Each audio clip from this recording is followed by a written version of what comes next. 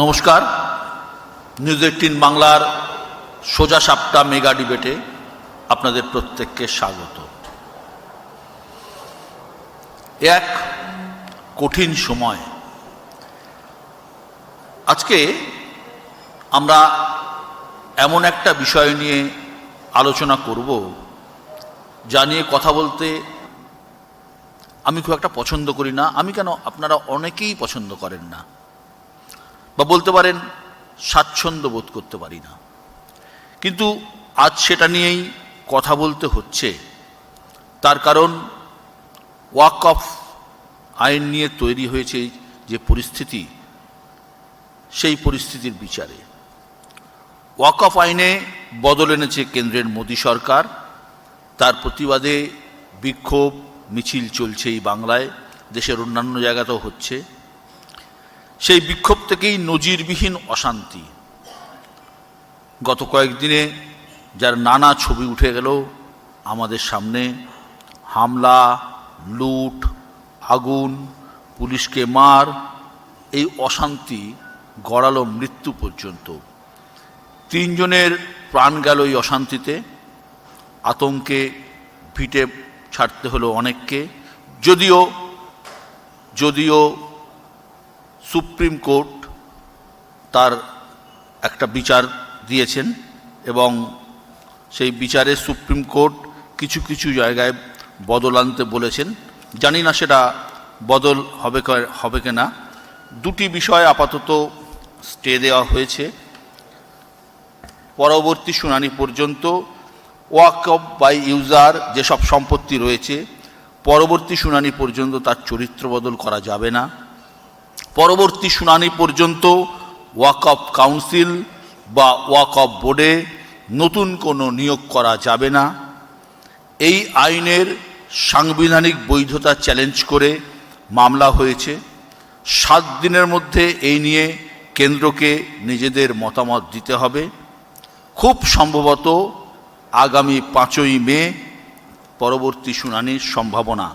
কিন্তু গত কয়েকদিনে পশ্চিমবঙ্গে যা হয়েছে, সেই নজিরবিহীন ঘটনা যাতে না ঘটে তা নিয়েই আমাদের আলোচনা। একবার দেখে নেব যে কি হয়েছিল আমাদের রাজ্যে। যে আগুন সহজে নেভে না, তাকেই বোধহয় ক্ষোভের আগুন বলে। ওয়াকফ আইনে বদল এনেছে মোদী সরকার, যার জেরে বদলে গেছে ওয়াকফ কাউন্সিলের গঠন এবং ওয়াকফ বোর্ড পরিচালনার পদ্ধতি। কেন্দ্রের এই নয়া আইনের প্রতিবাদেই তপ্ত বাংলার একাধিক জেলা। অশান্ত হয়ে ওঠে মুর্শিদাবাদ। পথে নামতে হয় পুলিশের শীর্ষ কর্তাদের, নামানো হয় কেন্দ্রীয় বাহিনীকেও। কিন্তু কেনই অশান্তি?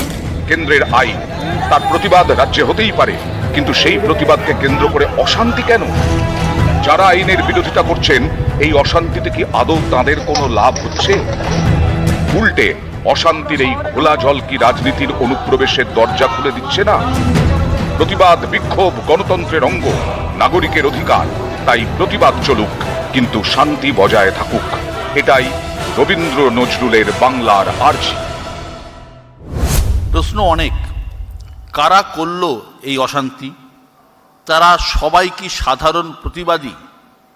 কাদের উস্কানিতে জ্বলল আগুন? সত্যি কি হামলাকারীদের সঙ্গে রয়েছে বাংলাদেশের যোগ? তবে এসবের থেকেও বড় প্রশ্ন, যা সাধারণ মানুষ আজ জানতে চাইছে, কেন সময় থাকতে আটকানো গেল না এই অশান্তি? কোথায় গেল গোয়েন্দাদের ইন্টেলিজেন্স? যখন একের পর এক বাড়িতে আগুন জ্বলল, একের পর এক দোকানের লুট হলো, কোথায় ছিল শান্তিরক্ষকরা? এই প্রশ্ন সাধারণ মানুষের, এই প্রশ্ন জিজ্ঞাসা করব আমরাও। আমাদের আজকের মোশন, ওয়াকফে বাড়ছে উত্তাপ, অশান্তিতে কার লাভ? আবার বলি, আমাদের আজকের মোশন, ওয়াকফে বাড়ছে উত্তাপ, অশান্তিতে কার লাভ? আর এ নিয়ে বলার জন্য আমি যাকে প্রথমে ডেকে নেব মঞ্চে, সিপিআইএমের পক্ষে পার্থপ্রতিম বিশ্বাস। আসলে অশান্তিতে লাভ কার, এই প্রশ্নের উত্তর যদি আমরা আবার খুঁজতে চাই, সেই লাভ যদি রাজনীতির হয়, তাহলে সেই অশান্তি ঠেকানো হচ্ছে মুশকিল। এবং বিশেষত আমাদের রাজ্যে আমরা যে বিজ্ঞাপন দেখলাম, নববর্ষের দিন মুর্শিদাবাদ জেলার একাংশের মানুষ নৌকা করে বাড়ি ছেড়ে বেরিয়ে যাচ্ছেন ভয়ে, অশান্তির ভয়ে, ভালো বিজ্ঞাপন নয় রাজ্যের জন্য। আসলে রাজ্যের একটা নির্বাচিত সরকারের থেকে এটুকুই প্রত্যাশা যে রাজ্যের মানুষকে নির্ভয়ে থাকতে দেওয়ার গ্যারান্টিটুকু দেবেন।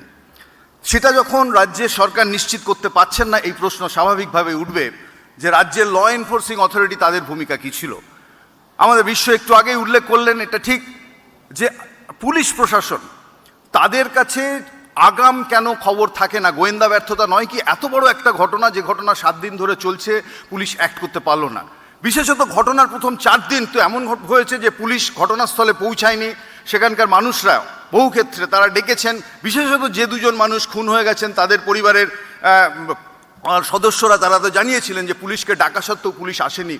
ফলে কার্যত একটা দাঙ্গা বিধ্বস্ত পরিস্থিতি তৈরি হয়েছে, যে অশান্তিতে হচ্ছে মানুষ খুন হচ্ছেন অথচ প্রশাসন নির্বিকার নীরব হয়ে থাকছে।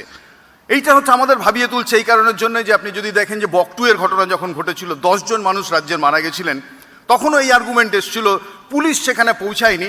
শাসক দলের পক্ষ থেকে মুখ্যমন্ত্রী বলেছিলেন যে যার পুলিশ ডাকার কথা তৃণমূলের থেকে, তিনি নাকি পুলিশকে ডাকেননি।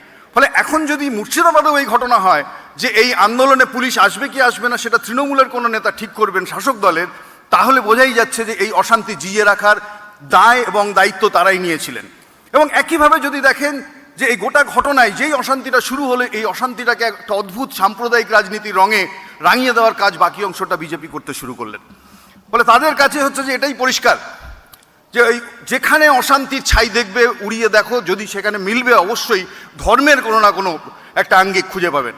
রাজনীতিটা আসলে আমি আবারও বলছি যে কেবল মন্দির মসজিদের মধ্যে যদি আবর্তিত হতে থাকে, রুটি কাপড়া ওর মাকানের বাইরে গিয়ে, সেই ঘটনা লোকসভা নির্বাচনের সময় থেকে হয়েছে। আপনি যদি খেয়াল করবেন যে নিয়ম করে আজ থেকে 8 মাস আগে পর্যন্ত প্রতিটি মসজিদের নিচে একটি করে মন্দির আবিষ্কার হচ্ছিল এবং তারপরে আর্কিওলজিক্যাল সার্ভের ডাক পড়ছিল যে দেখুন খুঁড়ে কি আছে। ফলে প্রায় খুঁড়লেই হচ্ছে প্রত্যেক মসজিদের নিচে যেন মন্দির থাকবে। আসলে এই উস্কানির লড়াই, এই উস্কানির আবহাওয়াটা তৈরি করা হচ্ছিল। সেই আবহে যখন সুপ্রিম কোর্ট ইন্টারভেন করেছে, তারপরে স্বয়ং সংসদ থেকে পাশ করা হচ্ছে এমন একটা আইন।